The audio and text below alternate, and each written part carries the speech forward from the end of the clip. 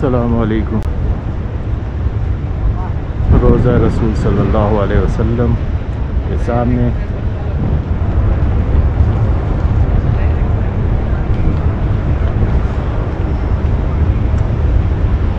جس جگہ گنبد خضرا بنا ہوا ہے، یہ حضرت عائشہ کا حجرہ ہوا کرتا تھا، جس میں نبی صلی اللہ علیہ وسلم کو ان کی وفات کے بعد دفنایا گیا۔ نبی صلی اللہ علیہ وسلم کی حدیث تھی کہ انبیاء کو ان کی اس جگہ پہ دفنایا جاتا ہے جہاں ان کی وفات ہوتی ہے۔ دوسری طرف حضرت عائشہ سے حدیث مروی ہے کہ نبی صلی اللہ علیہ وسلم کو ان کے حجرے میں اس لیے دفنایا گیا کیونکہ اس بات کا اندیشہ تھا کہ لوگ ان کی قبر کی پرستش کریں گے۔ یہ گنبد جو ہے یہ بھی تقریباً 750 سال بعد بنا ہے نبی صلی اللہ علیہ وسلم کی وفات کے۔ ایک مصری حکمران تھا، اس نے اسے تعمیر کیا تھا۔ شروع میں علماء اس گنبد کو ایک بدعت اسلام میں قرار دیتے تھے۔ اس کے مختلف رنگ رہے ہیں، سفید بھی رہا ہے یہ کسی زمانے میں، نیلا بھی رہا ہے۔ عثمانیوں نے اسے ہرا کر دیا تھا، جو آج تک یہ اسی رنگ پر قائم ہے۔ نبی صلی اللہ علیہ وسلم کی حدیث اکثر بیان کی جاتی ہے کہ لعنت ہو یہود و نصارہ پر جنہوں نے اپنی انبیاء کی قبروں کو پرستش گاہ بنا دیا تھا۔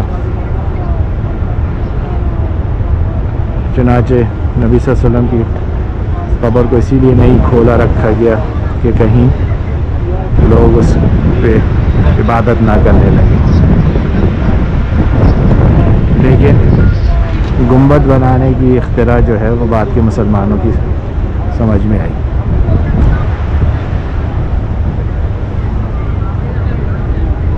مسجد نبوی کا سفر ثواب کی نیت سے کرنا میرے خیال میں جائز ہے، لیکن روضہ رسول کا سفر کرنا، روضہ رسول کے سفر کی نیت کر کے یہاں آنا اور اس کو ثواب گرداننا، یہ شریعت میں جائز نہیں۔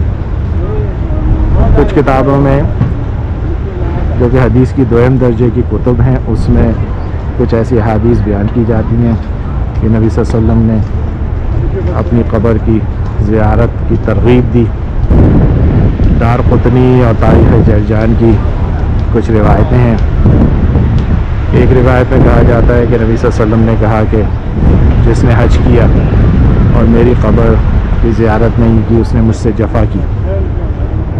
ایک اور روایت میں کہا جاتا ہے کہ جس نے میری موت کے بعد میری قبر کی زیارت کی گویا اس نے اب میری زندگی میں میری زیارت کی۔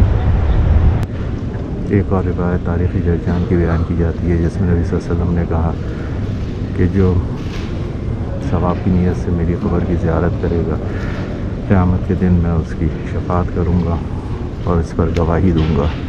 یہ بھی ایک جھوٹی روایت ہے۔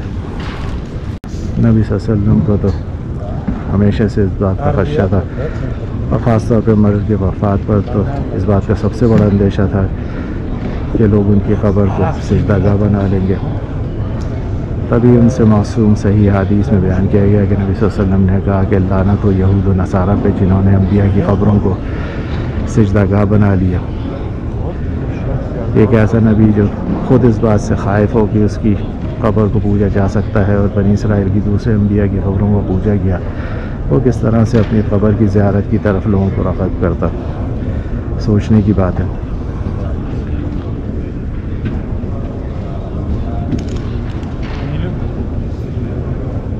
قبر کی زیارت یا قبرستان جانے کا اسلام میں مفہوم یہ ہے کہ آپ دنیا سے بے رغبتی کے لیے جائیں اور آخرت کو یاد کریں۔ نبی کی زیارت، نبی کی قبر کی زیارت کے موقع پر آپ ان کے لیے دعا کریں۔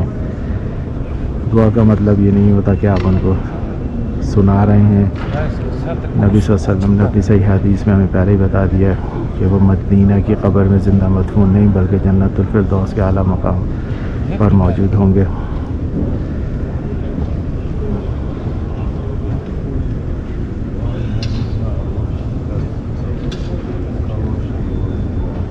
مسجد نبوی میں اگر آپ نماز پڑھنا چاہتے ہیں وہ ایک الگ بات ہے، اس کا یقیناً آپ کو ثواب ملے گا، لیکن روضہ رسول کی زیارت کے حوالے سے مسجد نبوی کا سفر کرنا شرعی طور پہ جائز نہیں ہے۔ اللہ تعالی ہمیں دین حق کو سمجھنے کی توفیق عطا فرمائے۔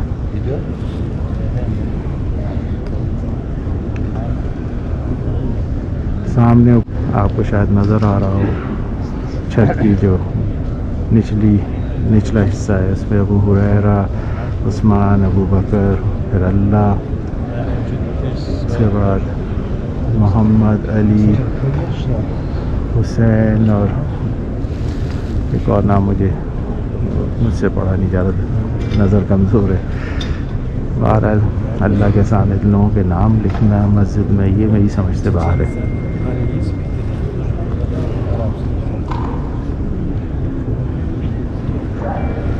اپنا اور اپنے دوستوں کا خیال رکھیے گا۔